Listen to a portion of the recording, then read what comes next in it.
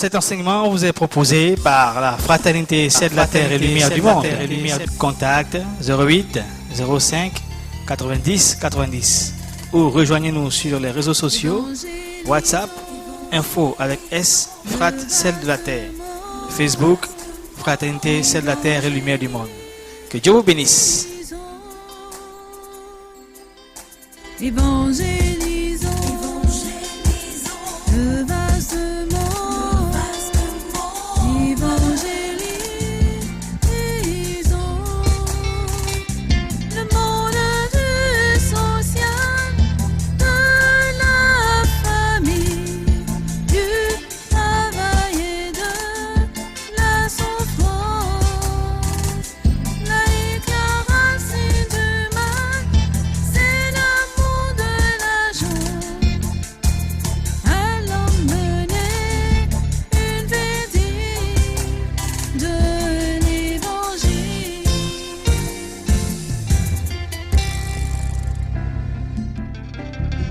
Alors nous sommes dans ce temps de neuvaine, de combat spirituel. Et je suis convaincu que notre Dieu va faire des merveilles dans notre vie. Amen. Le thème de cette neuvaine, c'est vaincre grâce à la très sainte Eucharistie les blocages causés par le malin. Et le texte d'appui est tiré de Apocalypse chapitre 12, verset 10. Bien-aimé, tu as lu. Puis Puis, j'entendis une voix forte dans le ciel qui disait, maintenant le temps du salut est arrivé. maintenant le temps du salut est arrivé. Alléluia. Maintenant notre Dieu a manifesté sa puissance et son règne. Maintenant notre Dieu est roi avec puissance. Amen. Maintenant l'autorité est entre les mains de son Messie. Maintenant l'autorité est entre les mains de son Messie. Car Il a été jeté hors du il ciel. a été comment? Jeté Il a été jeté hors du ciel, hors du ciel, l'accusateur de nos frères. l'accusateur de nos frères. Celui qui les accusait jour et nuit Celui qui les accusait jour et nuit devant notre Dieu. devant notre Dieu. Parole du Seigneur notre Dieu. Le livre d'Apocalypse qu'on vient d'entendre nous informe de ce que maintenant, dis à ton voisin maintenant. Ce n'est pas hier, tu dis c'est maintenant. Dis-lui, maintenant notre Dieu sauve. Son Messie montre son pouvoir. Alléluia. Alors, ce texte est tellement beau qu'on va le regarder un peu à travers quelques mots qui sont forts. Il y a d'abord maintenant. Et ensuite, il y a sauve, le salut. Et puis, il y a le pouvoir que montre le Messie. Amen. Alors, première chose qui m'a frappé, on dit maintenant. Donc, j'ai dit, mais et avant alors? Dieu ne sauvait pas avant? C'est la question que je me suis posée quand j'ai lu ce passage. Je dis, mais Seigneur, tu dis maintenant, d'accord, mais avant? Cette question m'a poussé à faire la lectio divina. Amen. C'est méditer la Bible en essayant de comprendre ce que l'Esprit veut dire. Donc, la première chose à faire après avoir prié l'Esprit pour être éclairé, pour comprendre sa parole, quand on tombe sur des mots, on cherche leur signification. Quand les mots sont compliqués, on prend un dictionnaire de la Bible. Et puis, quand les mots sont faciles comme celui-là, maintenant, on se rend compte que ce qui est important, c'est le contexte. Alléluia. Je dis, mais Seigneur, pourquoi tu dis maintenant? Alors, il me fait une révélation extraordinaire et puissante pour toi, puissante pour moi, mon frère. Amen. Il me fait lire l'introduction de Apocalypse, du livre d'Apocalypse. Dis à ton voisin, quand on lit la Bible, dis-lui ça, quand on lit la Bible, faut lire l'introduction. Voilà. Souvent, on saute sur les versets, bon, et puis on commence à dire, lis un peu l'introduction, dis-lui ça encore. Voilà. Si tu ne lis pas l'introduction, tu ne vas pas comprendre maintenant ce que ça veut dire. L'introduction nous dit au moins deux choses importantes. La première chose, c'est que le livre de l'Apocalypse a été écrit dans un moment de difficulté. Le peuple de Dieu, le peuple d'Israël, était dans les problèmes. On tuait des chrétiens. Tu ne peux même pas parler de Jésus. Donc, pour pouvoir parler du Seigneur, il a fallu qu'ils utilisent des codes. Voilà pourquoi Apocalypse, ça veut pas dire fin du monde, ça veut dire révélation. Dis à ton voisin, révélation. Parce que les gens ont parlé en code pour qu'ils puissent se comprendre entre eux. Parce que tu ne parles pas en code, tu dis un truc, on va venir t'attraper pour mettre en prison. Donc, sachez qu'à cette époque-là, l'empereur qui régnait sur Rome, il était mauvais. Ils étaient comme ça, 3 qui se sont succédés. Donc, tellement il était mauvais, pour parler de lui, on dit 6. Parce que 6, c'est le chiffre qui est imparfait. On ne dit pas son nom.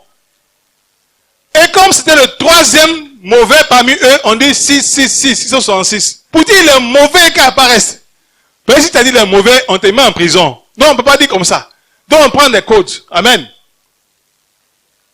Donc, les codes là qu'ils ont utilisés, ils ont choisi ce qui était de leur milieu. Comme c'était les Israélites, ils ont pris beaucoup de symboles issus de leur milieu. Voilà pourquoi l'Apocalypse, il y a beaucoup de symboles dedans. Donc, si tu lis l'Apocalypse sans lire l'introduction, sans chercher des documents qui peuvent t'aider à comprendre, c'est pas sûr que tu comprennes l'Apocalypse. Donc, on se rend compte que le maintenant signifie, en fait, comme nous sommes dans problème, comme c'est chaud sur nous, on ne peut même pas parler de Jésus, on doit mettre code, on ne peut même pas parler des gens. Comment ils vont faire pour sortir de leurs problèmes? Donc Dieu leur répond, c'est maintenant. Dis à ton voisin, c'est maintenant. Que Dieu sauve. Est-ce que tu comprends? J'ai dit, c'est maintenant. Est-ce que tu es dans un problème? Il faut qu'on se dise la vérité. Tu as un problème pour avoir un travail. Tu as un problème pour te marier. Tu as un problème de sorcellerie dans ta famille. C'est maintenant. Dis à ton voisin, c'est maintenant. Que Dieu sauve. Oui, maintenant que tu es dans un problème, c'est maintenant que Dieu sauve. Alléluia. J'ai dit ça souvent à ceux qui me côtoient. Que les problèmes là, c'est l'occasion de faire TP, travaux pratiques. Voilà. C'était ma façon de dire ça. Le texte nous révèle encore plus. Et quand tu es dans un problème, c'est le moment pour toi d'être dans la joie. Alléluia. Il y a une contradiction, hein, mais si tu arrives à faire ça, oh, quelque chose se passe pour toi en même temps. Amen. Qui est dans le problème? Est-ce que quelqu'un peut être dans la joie maintenant? Je suis d'accord, tu pousses des cris de joie. Est-ce que malgré ton problème, tu peux être dans la joie, mon frère et ma soeur? Parce que le texte dit, c'est maintenant que Dieu sauve. C'est pas après. C'est maintenant. Alors pousse des cris de joie.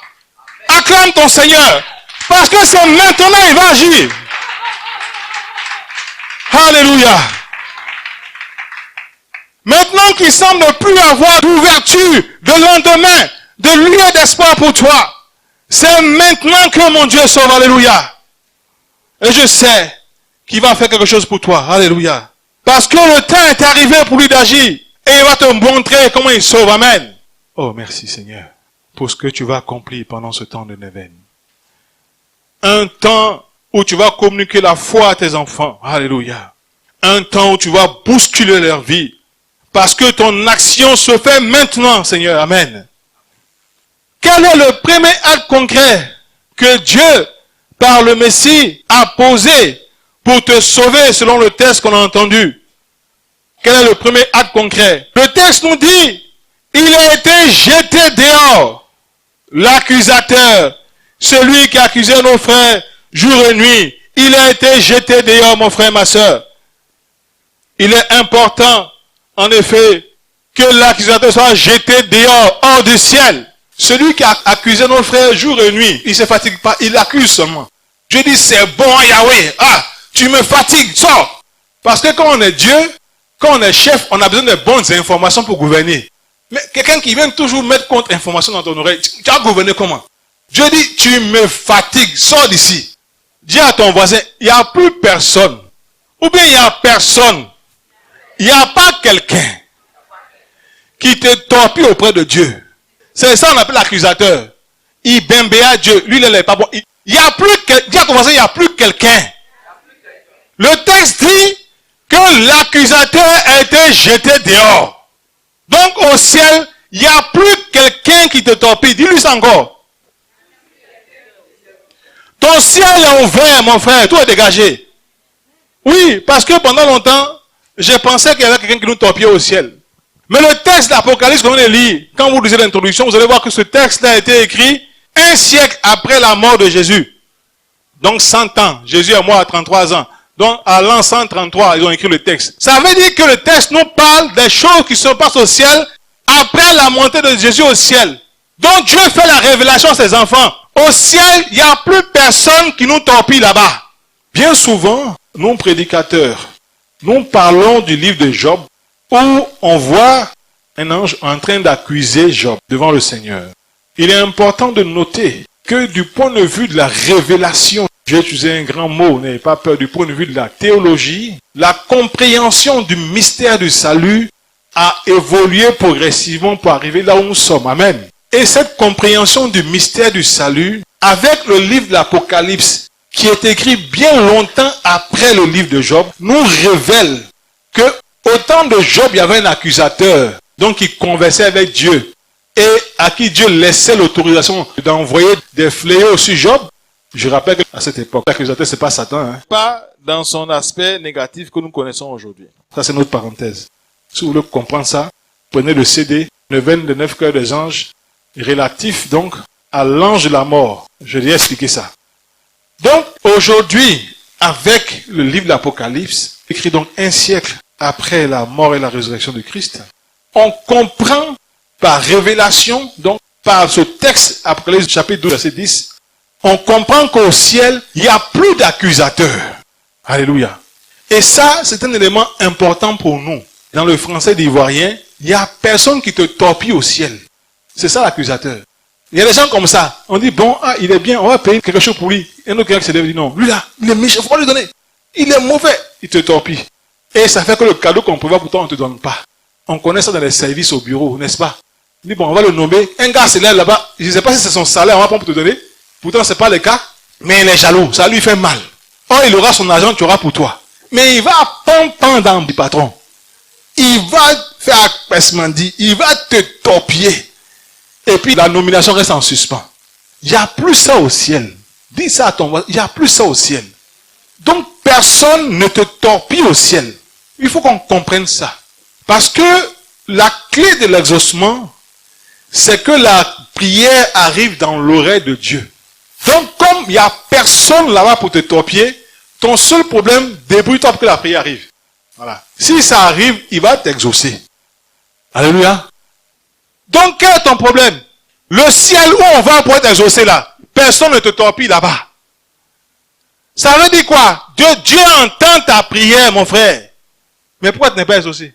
Parce qu'il a été jeté dehors. Donc dehors, il vient tout faire pour te mélanger.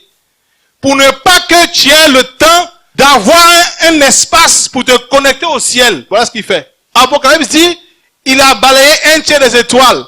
Il est descendu sur la terre. Et comme il a voulu en finir avec l'enfant, le Christ, donc est né de la Vierge, qui n'a pas réussi, il s'en prend à la descendance de la femme, à nous autres. Donc tout ce qu'il fait, c'est de t'empêcher de prier, t'empêcher de te consacrer, t'empêcher d'établir la connexion. Parce que dès que tu te connectes, ton réseau est ouvert. Alléluia. Parce qu'il n'y a plus personne au ciel pour te torpiller. Il a échoué, non?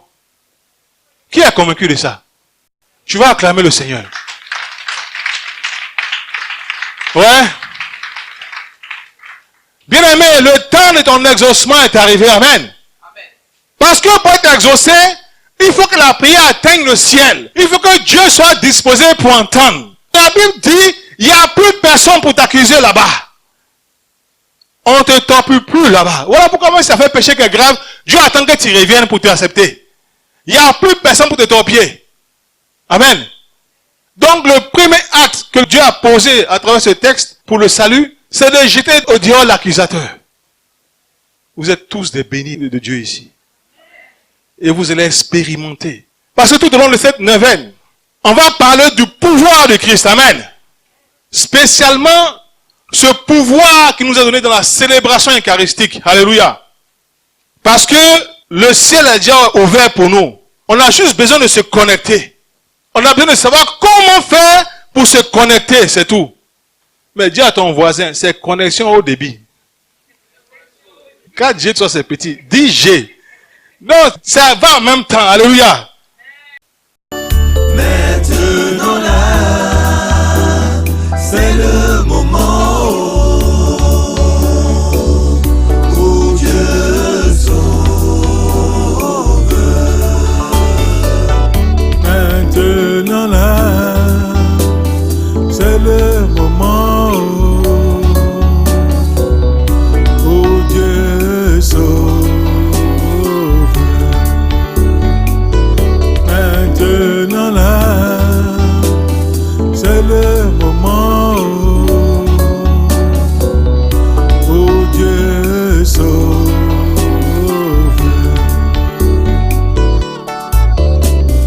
Oui, oui, oui, oui. Maintenant, notre Dieu est roi, avec puissance.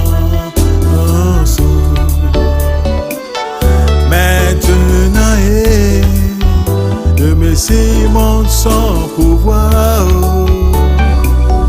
avec puissance.